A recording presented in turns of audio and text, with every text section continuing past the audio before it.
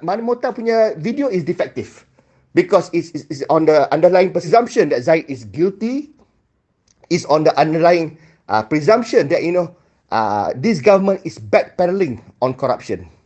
Kok mana?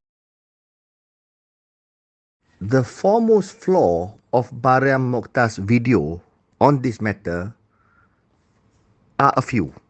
Number one, the way she talks, she based her premise on the fact that Zahid is guilty. I do not know where it comes from. At best, it probably comes from the fact that Justin Collins Sekira established a prima facie case against Zahid.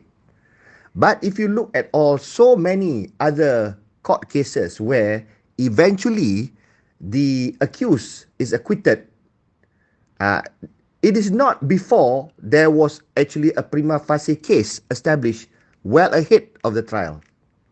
So therefore, establishment of a prima facie case does not tantamount to guilt. If it is, then there should not be a trial, there should not be prosecution, defense, cross-examination and ruling, tak payah. Once judge decide prima facie case, terus hantar ke jail. That is, kalau people want to argue that a person is guilty, straight away guilty and should be treated so in the event that prima facie case is found against them. Okay, so let's not forget, Syed Saddiq pun, case dia pun also prima facie case established, also ordered to enter into defense. But can I say now that Syed Saddiq is guilty? Boleh? Tak boleh kan? He's got to go to trial kan? Syed Saddiq punya narrative pun dia fitnah. Narrative Syed Saddiq is that dia difitnah because dia refuse to join bersatu. Now Zahid also now have that same narrative, same kind of narrative. Dia refuse to bubar UMNO and because of that, dia discharged. So what gives more credence to Syed Saddiq punya assertions than Zahid punya assertions? I am no defender of Zahid, but I'm just comparing apples to apples. Why? Because Zahid ada 47 charges, Syed Saddiq ada 1. Is that the measure? So the point is, a crime is a crime lah. Kalau Syed Saddiq masuk jail 1 tahun, Zahid masuk 10 tahun, still masuk jail juga. Dua-dua convict. Dua-dua tak boleh jadi MP lagi dah. Dua-dua criminal. So, it's just the degree of things. But why you now give different treatment? Okay? Next thing is that Mariam also kata that, DNA ni doesn't mean that lepas. Dia masuk dia indefinitely postpone. Tahu pun. You tahu pun is indefinitely postpone. Bukannya temporarily suspended. Jadi, you pun tahu that Zahid bukan lepas terus. So, now why do you think so? Maknanya, you also accept the narrative that prosecution perlu masa untuk investigate lebih, and that's what the prosecution dah submit pun pada court. They want to kaji lebih menyeluruh. Tapi sekarang ni, apa yang Syed Saddiq berani bercakap? Dia berani apa? Dia berani fitnah. Dia tak ada information, dia tak tahu apa dia, kenapa ada DNA, dia tak nampak apa representation. So therefore, of course, Syed Saddiq deserves to be lambasted and condemned. Mariam Mokhtar also doing the same. Buruk untuk negara. Apa yang buruk dia kalau representasi dibuat? 8 kali dia buat representation and AG eventually accept the representation and decided together with the authorities that further investigation is required, that the charges were rushed. So therefore, you still kata suspended. So why? You nak kata benda ni buruk, the optics is not good, bad for the country, and Syed Saddiq berani bercakap, and you are implying that hypocrisy untuk all the otai-otai politics who's not saying a word. Why should they say a word? Everything is going according to procedures, according to whatever the prosecution decided to do, and that is happening and occurring now. So therefore, yang Syed Saddiq nak bising, nak hentam kerajaan, keluar kerajaan to swap, is premature. You don't even know what is happening. Zahid is not acquitted yet. He's just discharged for now. You sendiri kata discharged. But then, you kata macam seolah-olah dia lepas. Make up your mind. Decide what you want to say. You want to say dia lepas ke? Pasal kau tak lepas lagi, itu apa yang travesty of justice dia? Where? Where is the travesty of justice? Apa salahnya kalau prosecution perlukan lebih masa? MACC perlu buat lebih siasatan lebih menyeluruh. No stones to be unturned. So, what can we wait for that? What can we press for that? Rather than to criticize the government, criticize the PM on backpedaling on whatever his promises are. You kata dulu, kata nak lawan rasuah. Yeah, precisely. So, kata nak uphold the rule of law. Precisely. This is what the AG says he's going to do. This is what PM is saying the AG wants to do. Maknanya to uphold the law, to tengok what is the problem. Lah ni there's allegations against Mahathir. Mahathir apparently campur tangan, threatened and did something. So Zahid came back with their narrative. That narrative, surely kalau AG terima bulat-bulat, AG acquit dia. Tapi AG tak terima bulat-bulat. AG terima and now AG orders investigation. So, bila investigate, outcome dia could be Zahid kencing. Zahid menipu. Kalau Zahid menipu, this thing will boomerang and like MARIAM MOKHTA'Rs says, temporarily suspended, it will resume and he will be recharged kalau dia kencing.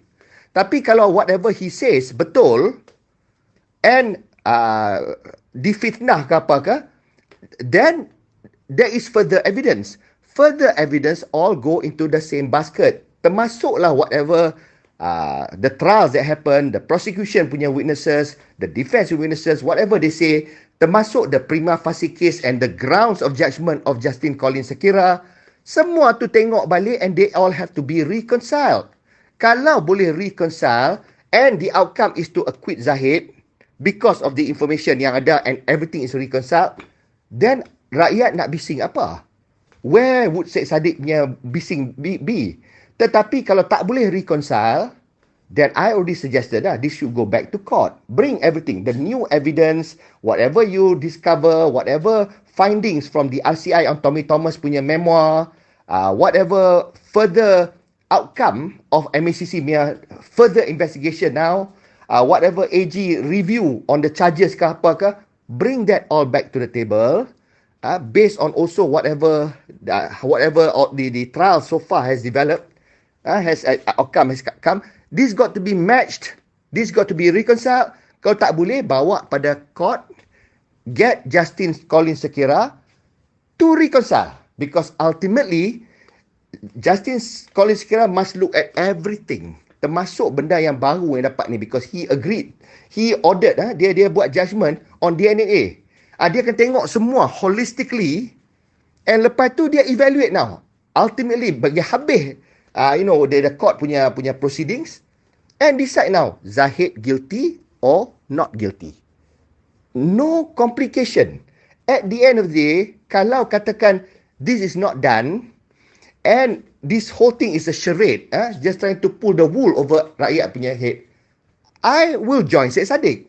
I will agree with Syed Saddiq kalau benda ni is to pull the wool over everybody's eyes, nak menipu, and this will be offset any kind of reforms that PMX wants to do. So tak boleh lah untuk melepaskan Zahid. I tak setuju untuk melepaskan Zahid in order to keep the government. No, tak boleh.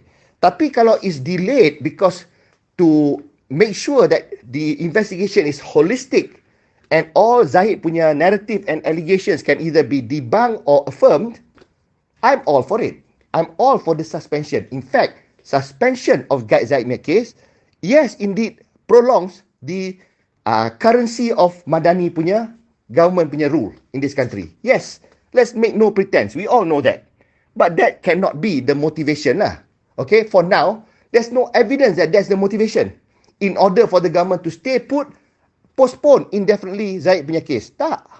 Jadi sekarang ni, what we can do as rakyat, what we should all train our guns on is now you kata nak investigate, now nak buat RCI, what's happening to that? We want to know, we want updates. We want to see progress. Because at the end of the day, kalau katakanlah misalnya kata you menipu, pendakwa raya menipu, Zahid menipu, PMX menipu, we want to find that out soon. But we cannot conclude before the process is complete. So this is, for example, orang punya isu dengan Syed Saddiq. You jump into conclusion, you terus conclude, number one, Zahid is guilty. You conclude that this government terus nak lepaskan Zahid. You conclude that pendakwa raya, backpedal. Where? Tak ada basis. Bila tak ada basis, is fitnah. So therefore, memang ambil kesempatan. Bukan berani. You berani memfitnah. Sedangkan you sendiri ada kes and you sendiri kena defend. So why should we assume that Zahid is guilty and Syed Saddiq is innocent? Why? On what basis? Because of our political lineage. That is not being objective. That is not being fair.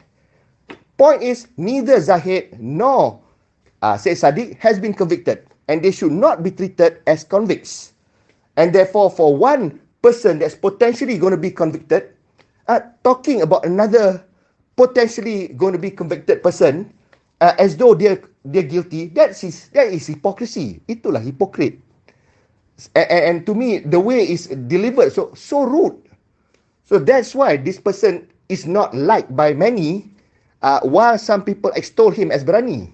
So I feel terpanggil to put matter into perspective and I hope it's clarified.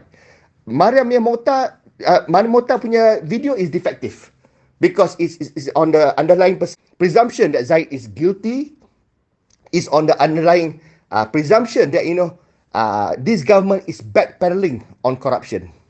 Kok mana? When in the same breath she's saying that this is a temporary suspension of Zahid punya case. Again, conflicting whatever she is saying. This is my 2 cents worth.